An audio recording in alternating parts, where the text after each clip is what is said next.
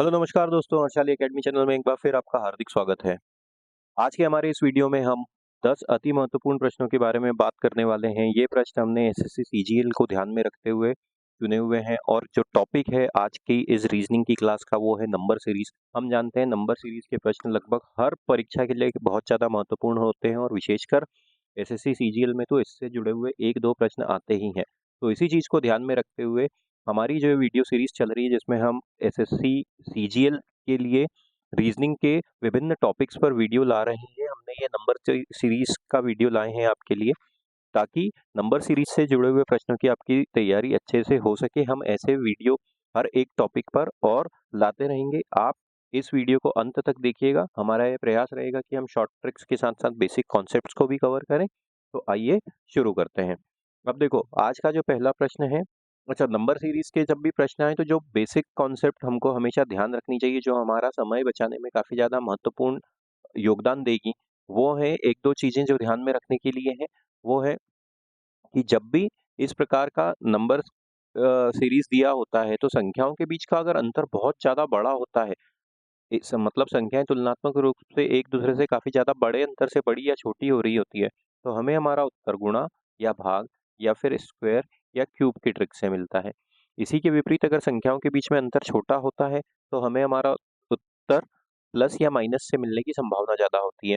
तो अब इसके लिए जरूरी है कि हमको कम से कम 1 से लेके 40 तक के नंबर याद हों और क्यूब हमको 1 से लेके 20 तक के याद हों। अगर ये हमको अच्छे से याद है तो हम हमारा प्रश्न बहुत अच्छे से हल कर पाएंगे कम समय में। साथ ही बेसिक मैथमेटिकल ऑपरेशन गुणा भाग प्लस माइनस हमको जल्दी से सही करते आते जाने चाहिए। अब देखो यहाँ पे क्या दिया हुआ है, 4 दिया है, 25 दिया हुआ है। तो संख्याओं के बीच का अंतर देखो, संख्याओं के बीच का अंतर कैसा है यहाँ पे, 4 है, 25 है, 121 है, फिर 529 है, फिर 961 है, मतलब संख्याएं एकदम से बड़ी हो रही है। तो फिर हमें स्क्वायर क्यूब या गुणा भाग से उत्तर मिलेगा। अब थोड़ा सा और गौर करें तो 4 जो होता है, 25 जो होता है, ये किसी ना किसी संख्या का पूर्ण वर्ग है। जैसे कि 4 किसका पूर्ण वर्ग है, 2 का पूर्ण वर्ग है। 5 किसका पूर्ण वर्ग है, 25 किसका पूर्ण वर्ग है, 5 का है। 21 किसका पूर्ण वर्ग है, 11 का है। 529 किसका है, 23 का है। 23 का है और 961 किसका है, 29 का है। तो अब देखो ये 2 है, 5 है, 11 है, 23 है, 29 है। अगर थोड़ी ध्यान से देखें तो हम जानते हैं कि जो प्राइम नंबर्स होते हैं वो किस प्रकार से होते हैं। 2 होता है, 3 होता है, 5 होता है, 7 होता है, 11 होता है, 13 होता है, 19 होता है और यही क्रम आगे जारी रहता है। प्राइम नंबर क्या होते हैं, अभाज्य संख्याएं जिसमें या तो खुद से भाग जाता है या फिर 1 से भाग जाता है, मतलब उनके कोई गुणनखंड नहीं होते। तो अब देखो 2 के बाद क्या आया, 5 आया, मतलब बीच में 3 छोड़ा। 5 के बाद क्या आया, 11 आया, मतलब बीच में 7 छोड़ा। तो अब क्या होगा, एक एक छोड़ के, अच्छा यहाँ पे भी देखो 23 के बाद 29 आया, 23 के बाद यहाँ पे 29 वाली प्राइम नंबर मिली हमको। हाँ, यहाँ पे 23 के बाद ये 29 नहीं, माफ कीजिए, जो 961 होता है वो 31 का पूर्ण वर्ग होता है, ये 31 का पूर्ण वर्ग है। तो इसका मतलब क्या हुआ, 23 के बाद 31 आया, मतलब हमने बीच में 29 छोड़ा। तो बीच में जो प्राइम नंबर आ रहे हैं एक एक एक छोड़ के हम लिखते जा रहे हैं। 2 के बाद 5 आया, 5 के बाद 11 आया, तो 11 के बाद अगला प्राइम नंबर होता है 13, तो 13 के बाद अगला प्राइम नंबर होता है 17। तो 17 का पूर्ण वर्ग क्या होता है, 17 का पूर्ण वर्ग होता है 289, जो कि है ऑप्शन नंबर 3 और यही हमारा सही उत्तर होगा। और आगे चलते हैं। अब देखो अगले वाले प्रश्न में क्या दिया हुआ है, प्रश्न चिन्ह के स्थान पे आने वाली संख्या ज्ञात करनी है हमको। तो संख्याओं के बीच का अंतर देखो, 40 है, 37 है, 43 है, 34 है, मतलब संख्याएं बड़े अंतर से नहीं बढ़ रही, छोटे अंतर से ही बढ़ रही है। प्लस माइनस से हमें हमारा उत्तर मिलने की संभावना ज्यादा है। 40 से 37 पे आए मतलब -3 हुआ, 37 से 43 पे आए मतलब +6 हुआ, 43 से 34 पे आए मतलब -9 हुआ, 34 से 46 पे आए मतलब +12 हुआ। कैसे अंतर बढ़ रहा है, -3 +6 -9 +12, 3 6 9 12, 3 का पहाड़ा चल रहा है, तो यहाँ पे आगे क्या आ जाएगा, 15। अब देखो माइनस प्लस माइनस प्लस, तो यहाँ पे क्या आ जाएगा, माइनस आ जाएगा।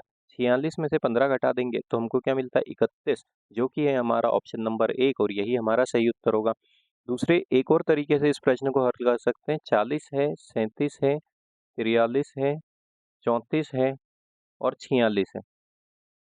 एक ये तरीका भी हो सकता है एकांतर का या फिर अल्टरनेट का। 40 से अगर हम सीधे 43 पे आए तो हमको क्या मिल रहा है, +3 मिल रहा है।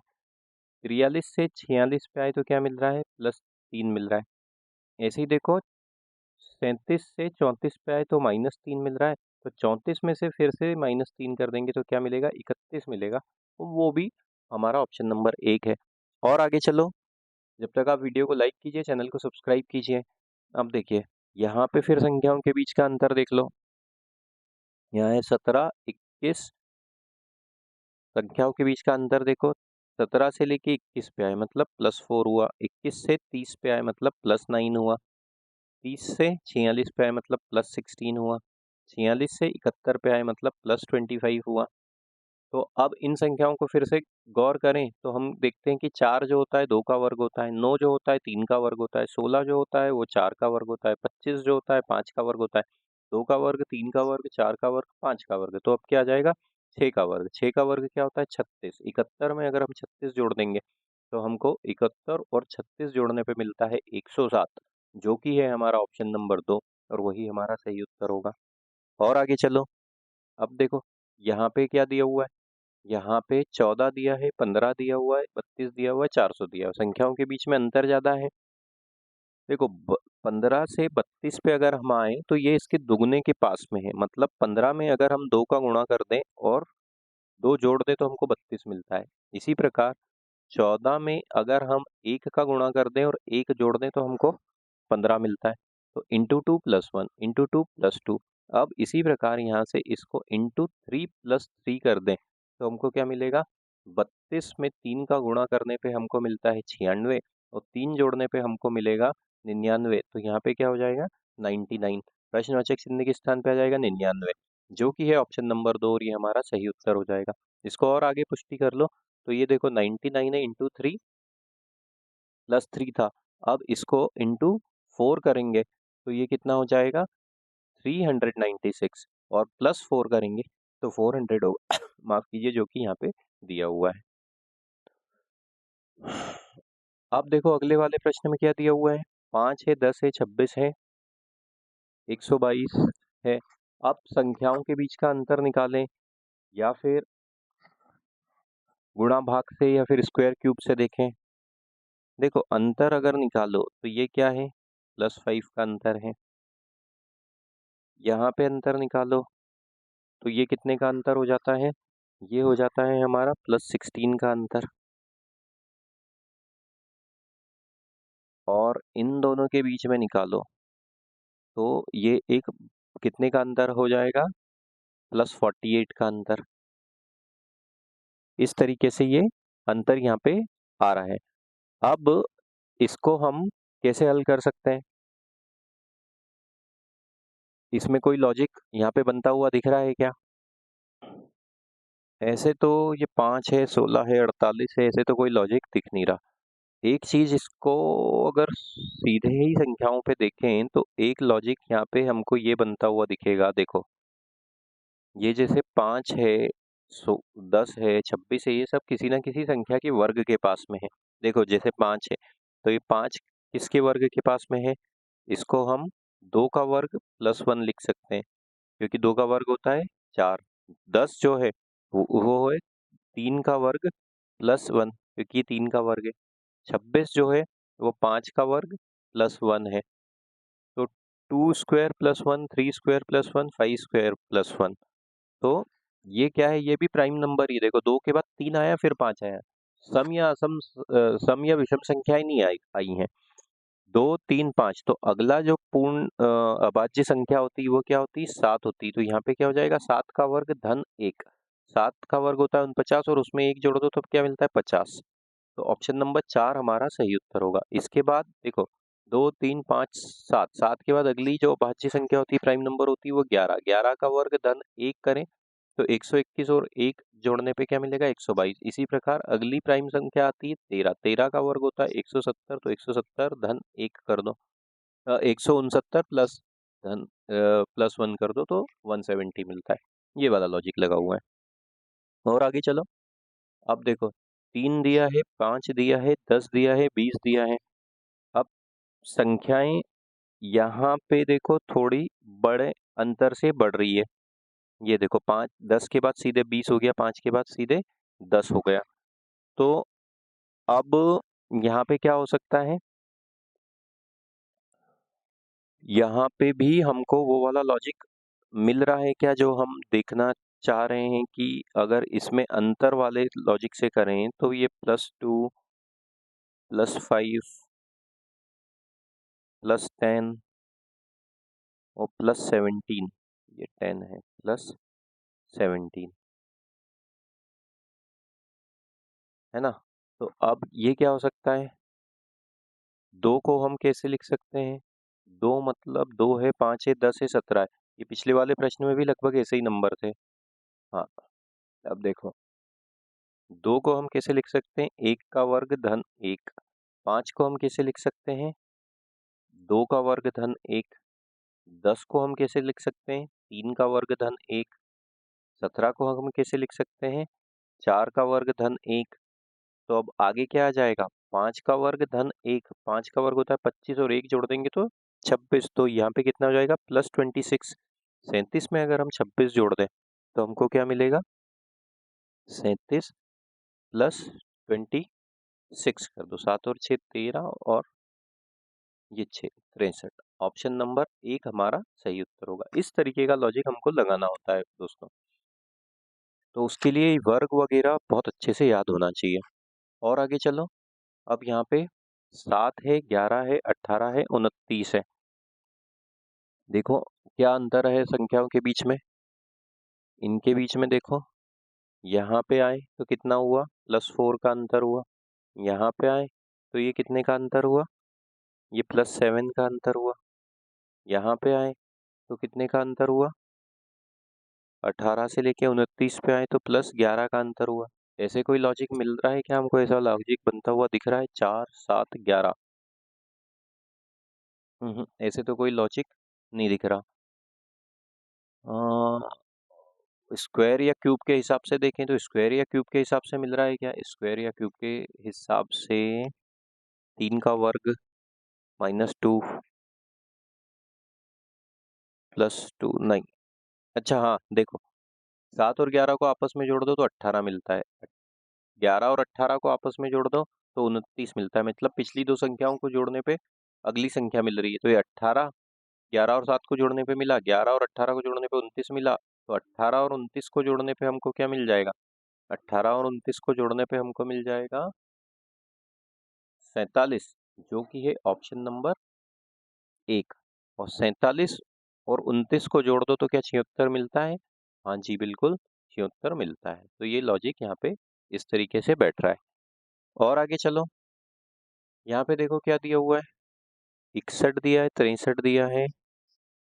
चूंकि तुलनात्मक रूप से छोटी संख्याएं हैं यहाँ पे देखो, तो हम क्या करेंगे, अंतर निकालते हैं। ये +2 हुआ, ये +2 हुआ, ये +12 हुआ, +12 और यहाँ पे भी +12 हुआ। अब देखो 2 दिया है, 2 है, 12 है, 12 है। कोई लॉजिक बन रहा है क्या, स्क्वायर या क्यूब के हिसाब से कोई लॉजिक लगाने की कोशिश करते हैं। 2 को कैसे लिख सकते हैं, 1 का वर्ग धन 1। यहाँ पे भी 1 का वर्ग धन 1। इसी प्रकार 12 को कैसे लिख सकते हैं, 3 का वर्ग धन 3। यहाँ पे भी कैसे लिख सकते हैं, 3 का वर्ग धन 3। तो 1 है फिर 3 है, अब क्या आना चाहिए, 1 है 3 है, मतलब विषम संख्याएं चल रही है। तो अब यहाँ पे क्या आ जाएगा, 5 आ जाएगा। और जो संख्या का है उसी का मान उसमें वापस जोड़ा है जा रहा है। तो 1 का वर्ग था उसमें वापस 1 जोड़ा, 3 का वर्ग था उसमें वापस 3 जोड़ा। तो अब क्या हो जाएगा, 5 का वर्ग और उसमें वापस 5 जोड़ देंगे। तो 5 का वर्ग होता है 25 और उसमें वापस 5 जोड़ दिया तो मिलता है हमको 30। मतलब यहाँ पे +30 होना चाहिए। +30 हुआ तो यहाँ पे 90 में अगर 30 जोड़ दो तो हमको क्या मिलता है, 119। तो 2 बार करना है, 3 का वर्ग धन 3, 3 का वर्ग धन 3, इसी प्रकार 1 का वर्ग धन 1 और 1 का वर्ग धन 1 2 बार हुआ था। तो अब यहाँ पे फिर से वही होगा, 5 का वर्ग धन 5 मतलब 30 फिर से जोड़ना पड़ेगा। 30 जोड़ेंगे तो 149 मिला है, ये वाला 149 मिला। तो यही लॉजिक यहाँ पे लगा और ऑप्शन नंबर 1 हमारा सही उत्तर आया। तो अब देखो, अगर 1 था, 3 था, 5 था, तो अब यहाँ पे 7 होना चाहिए, 149, और यहाँ पे क्या हो जाएगा, धन 7 का वर्ग धन 7, मतलब क्या हो जाएगा, 149 धन 49 और 7 कितना होता है, 56। तो इसको आपस में जोड़ो तो क्या हमको 205 मिलता है, हासिल क्या है, एक, हाँ जी 205 मिलता है। तो हमारा लॉजिक यहाँ से पूर्णतः सटीक बैठा है। आगे चलो, अब यहाँ पे क्या दिया हुआ है, 11 है, 12 है, 36 है, 41 है। तो अब इनके बीच का अंतर देखो, 11 से 12 पे आए +1 हुआ, लेकिन 12 से सीधे 36 पे आ गए तो ये गुणा 3 हुआ, 36 से 41 पे आए +5 हुआ, तो 1 3 5, 1 3 5 मतलब विषम संख्याएं चल रही, तो अब क्या आ जाएगा, 7 हो जाएगा, और प्लस इंटू प्लस, अब यहाँ पे इंटू हो जाएगा, तो 41 में 7 का गुणा करने पे हमको हमारा उत्तर मिल जाएगा, 41 में 41 है, 41 में 7 का गुणा करा, तो ये क्या हो गया, ये हो गया 7, और ये हो गया 28, 288। और अब इसमें 1 3 5 7, अब क्या हो जाएगा, 9 हो जाएगा, और प्लस गुणा, तो अब यहाँ पे प्लस कर देंगे 9, तो 296 है, जो कि यहाँ पे दिया हुआ है। तो 287 ऑप्शन नंबर 1 हमारा सही उत्तर होगा। और आगे चलो, अब देखो 5 है, 12 है, 26 है, इनके बीच का अंतर देखो कैसा दिया हुआ है, 5 12 26 और 54। संख्याओं के बीच का अंतर 5 से 12 पे आए, 12 से 26 पे आए। देखो 5 में 2 का गुणा करो 10 मिलता है, 2 जोड़ने पे 12 मिलता है, 12 में 2 का गुणा करो 24 मिलता है, 2 जोड़ने पे 26 मिलता है, मतलब इंटू 2 प्लस 2। इसी प्रकार 26 का 2 गुना होता है 52, और उसमें 2 जोड़ने पे मिलेगा 54, इंटू 2 प्लस 2। क्या लॉजिक चला है, into 2 plus 2 into 2 plus 2 into 2 plus 2। 54 का 2 गुना होता है 108, और 2 जोड़ने पे मिलेगा 110, जो कि है ऑप्शन नंबर 2, और यही हमारा सही उत्तर होगा। तो सीजीएल में जो इस प्रकार के प्रश्न होते हैं, वो एकदम से आपको प्रत्यक्ष रूप से तो उनका उत्तर नहीं मिलेगा, या सिंपल सा लॉजिक लगा के आपको थोड़ा सा उसमें अंदर जाना पड़ेगा प्रश्न में, और हर तरीके की ट्रिक लगानी पड़ेगी, स्क्वायर बार बार लगाने पड़ेंगे, गुणा या भाग बार बार लगाने पड़ेंगे। और ये इसमें एक्सपर्टीज जब ही आएगी जब आप बहुत ज़्यादा ऐसे प्रश्नों की प्रैक्टिस करो। कम से कम जब आपकी परीक्षा हो उससे पहले आप 1-2 महीने में 300-400 ऐसे प्रश्न कर लो, जब जाके कॉन्फिडेंटली ऐसे प्रश्नों को हम हल कर सकते हैं। इसी चीज़ को ध्यान में रखते हुए हम ये टॉपिक वाइज वीडियो सीरीज आपके लिए लेके आए हैं, जिसमें हमारा ये प्रयास रहता है कि प्रतिदिन नहीं तो कम से कम हफ्ते के 5 या 6 वीडियो एक सप्ताह में आपको लेके आए, और हर एक टॉपिक को कवर करें। इस वीडियो सीरीज को आप जरूर देखिए, और अभी जो 2-3 महीने में एग्जाम होने वाली है उसमें आप अपनी तैयारी को और मजबूत ढंग से और बेहतर ढंग से करें। हम मिलते हैं जब तक एक अगली वीडियो में। आप चैनल के साथ बने ही रहिए, चैनल को सब्सक्राइब कीजिए, वीडियो को लाइक कीजिए। Thank you.